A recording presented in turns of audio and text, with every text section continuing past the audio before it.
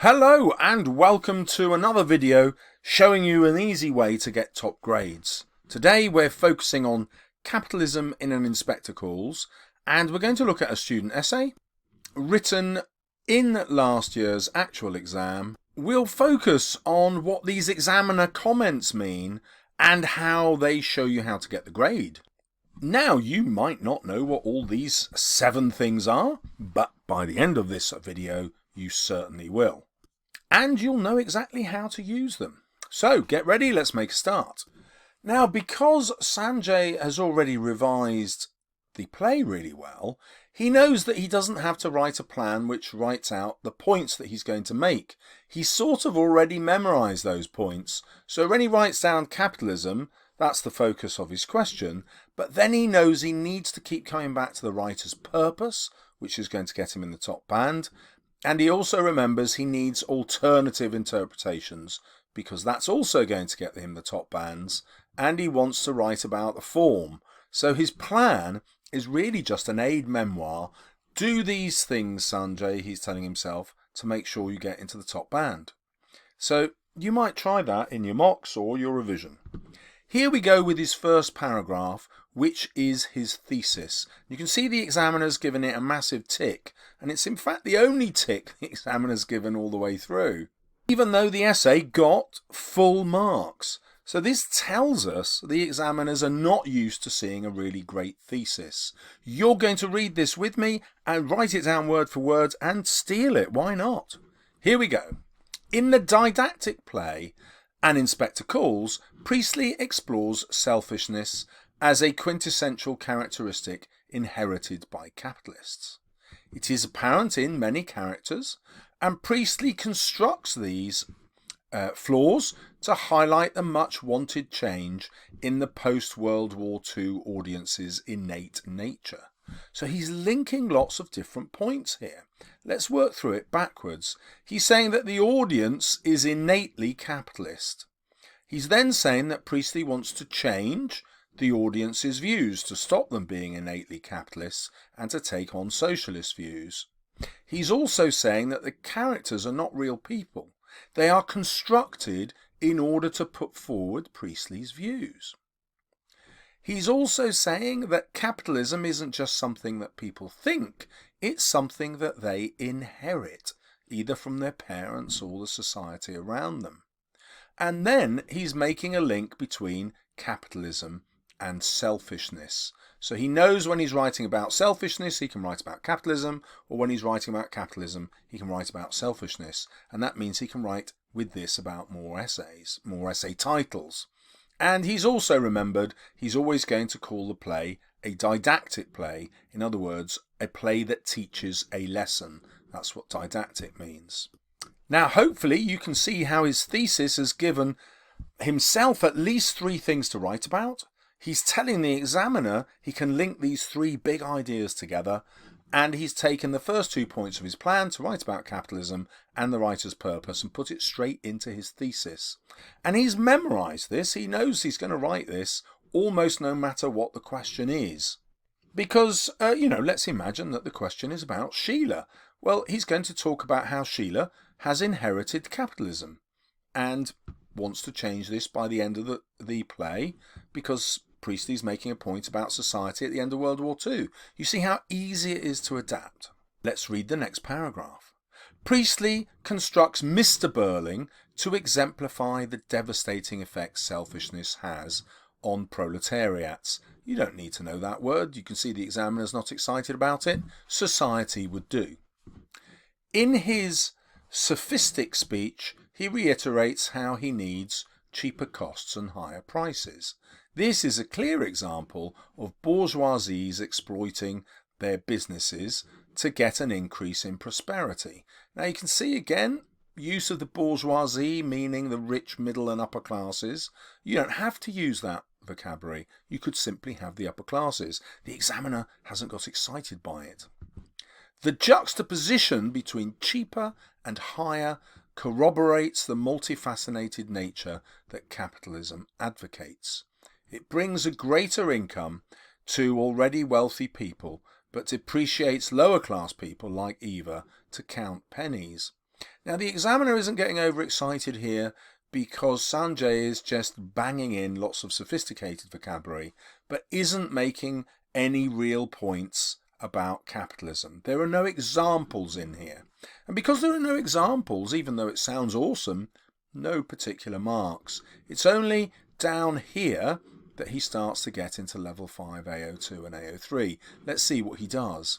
Moreover, Mr. Birling's selfish nature is further exemplified by the characterim of his name, Arthur, which may give an allusion to King Arthur, who was known for his Marxist qualities.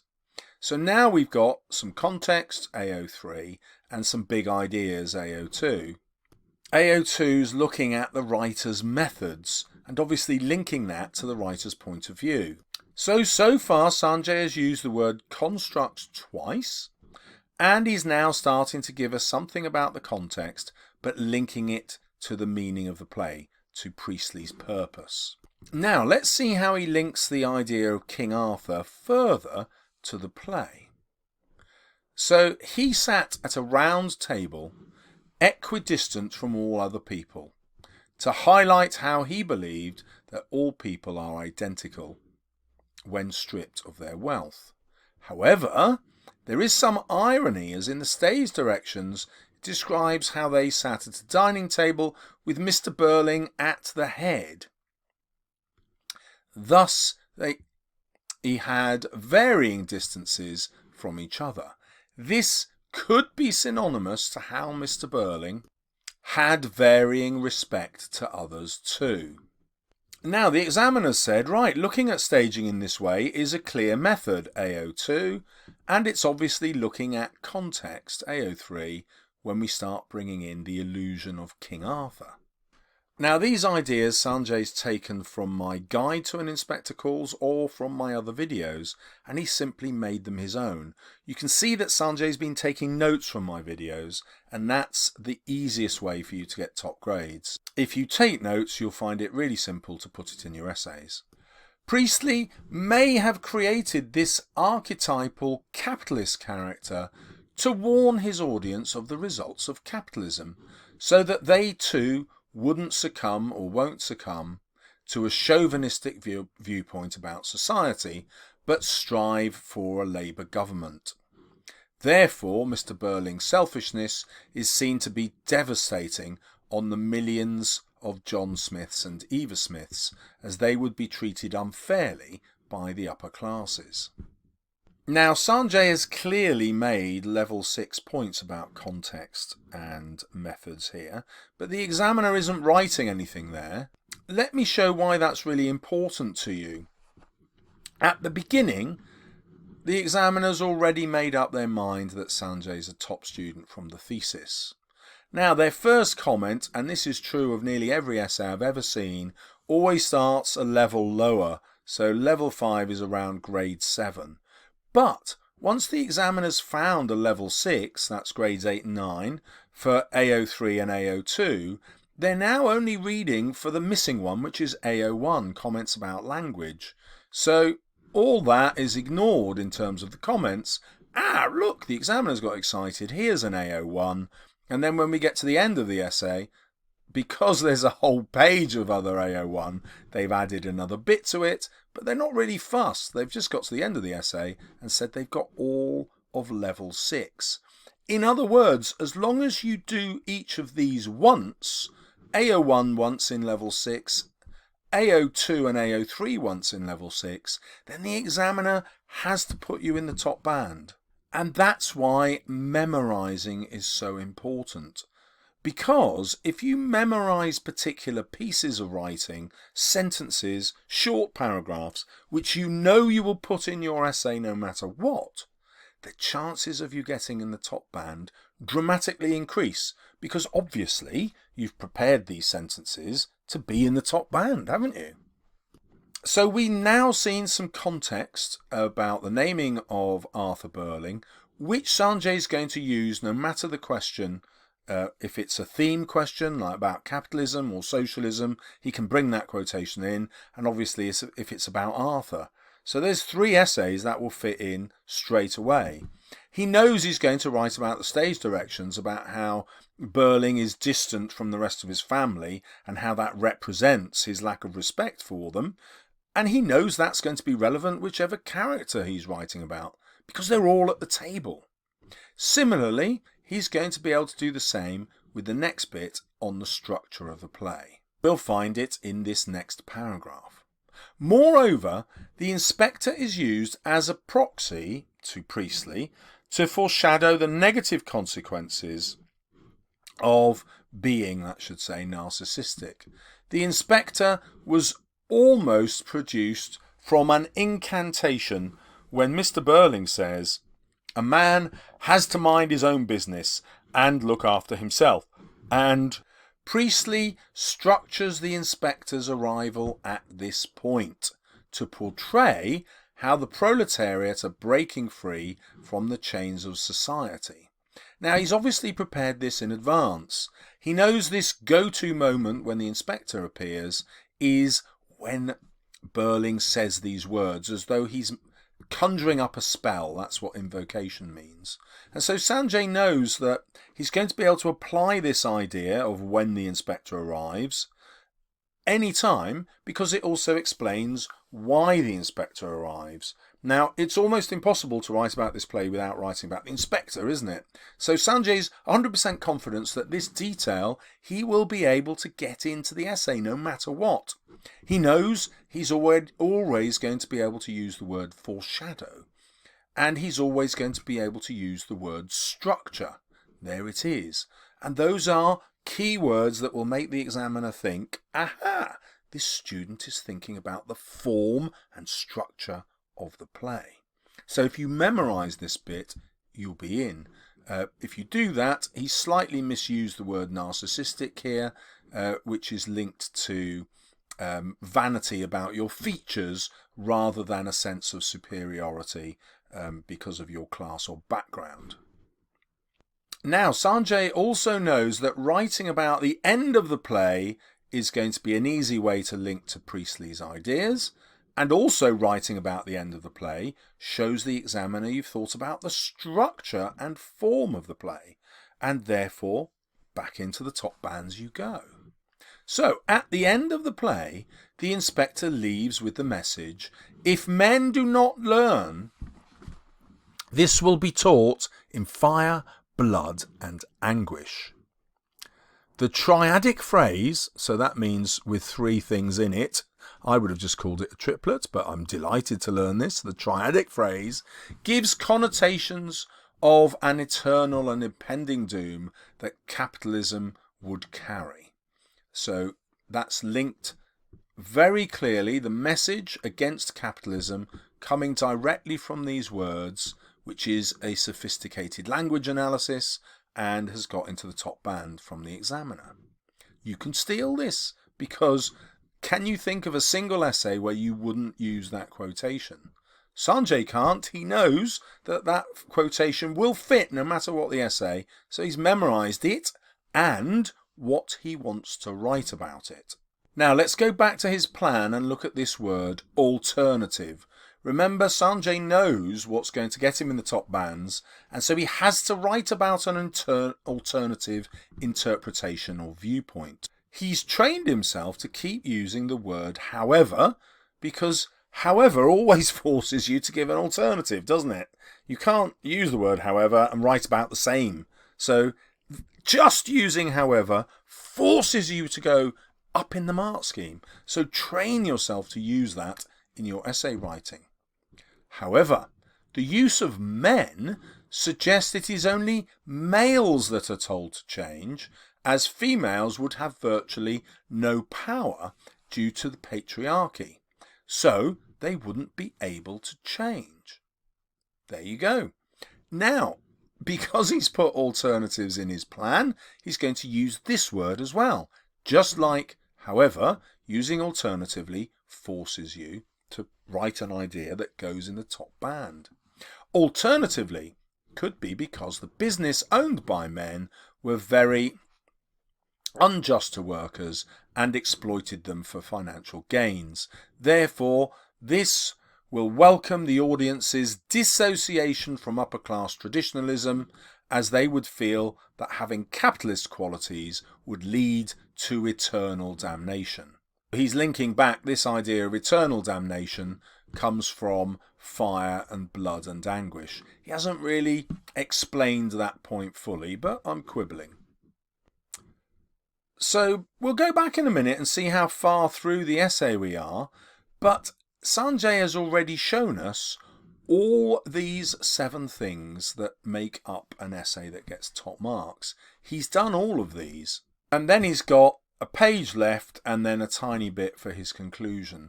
So at the end of 2 pages, he's already got into the top band. The last page is just to get him top marks in the band.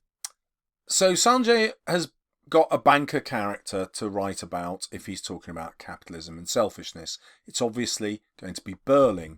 His next banker is Eric, and so he goes straight in with exposing how Eric is a selfish capitalist. Eric was in the state when a chap easily turns nasty, when he carried out his egregious act. This, of course, is what he did to Eva.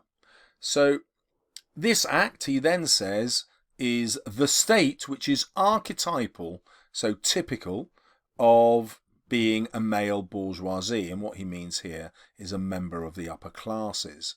So we can see straight away that Sanjay is arguing that Eric is also a capitalist who we should criticise, but that he is a construct who demonstrates what all capitalists are like. That's what he means by Eric being archetypal.